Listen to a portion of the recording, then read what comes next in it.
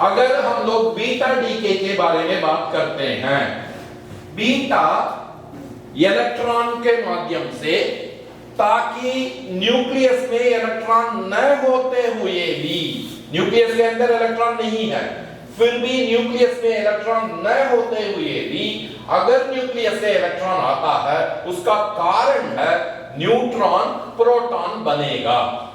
जब neutron proton परिवर्तन होता है तो जो न्यूट्रॉन का चार्ज 0, अगर वो प्रोटॉन पॉजिटिव बना तो जो इलेक्ट्रॉन नेगेटिव बनेगा, न्यूक्लियर इलेक्ट्रॉन, उसे हम लोग बीटा कहते हैं।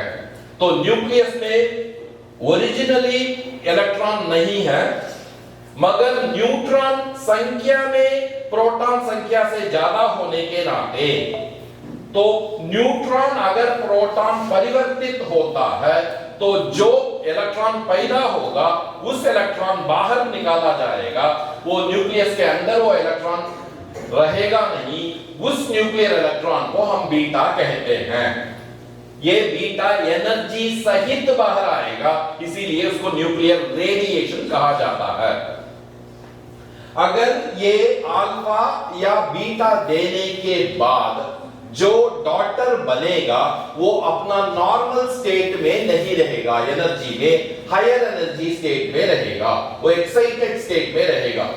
आपका पेरेंट आपको कुछ गिफ्ट दिए तो उस दिन आप थोड़ा एक्साइटेड होते हो ना, ऐसा ही अल्फा या बीटा देने के बाद जो डॉटर बनेगा वो उत्सुक रहेगा, एक्साइटेड रहेगा, वो अपने ही एनर्जी में, लोअर एनर्जी में आते वक्त जो एनर्जी देगा उसको गामा एनर्जी कहते हैं। न्यूक्लियस से आता है तो वो न्यूक्लियर गामा एनर्जी है, उसके साथ मास नहीं रहेगा, चार्ज भी नहीं रहेगा।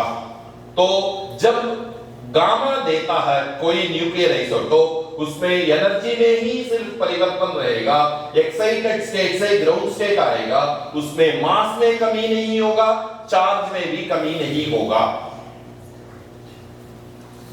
एक्सरे, जब क्लासरूम में आपका बिठाते वक्त जो नजदीक बैठने वाले और पीछे बैठने वाले छात्र में किसका एनर्जी ज्यादा है, किसका एनर्जी कम है?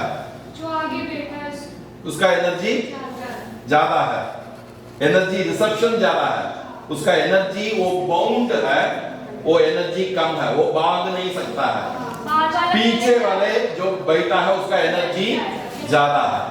आउटर इलेक्ट्रॉन का एनर्जी ज्यादा है, बाउंड इनर इलेक्ट्रॉन का एनर्जी कम है। अगर इनर इलेक्ट्रॉन को एक इलेक्ट्रॉन निकाला जा गया तो आउटर इलेक्ट्रॉन इनर इलेक्ट्रॉन के ओर वैकेंसी के बनने के लिए आया तो जो एनर्जी छोड़ेगा वो एक्सरे है। एक्सरे न्यूक्लियस से नहीं आता है, तो न्यूक्लियस से न आने के कारण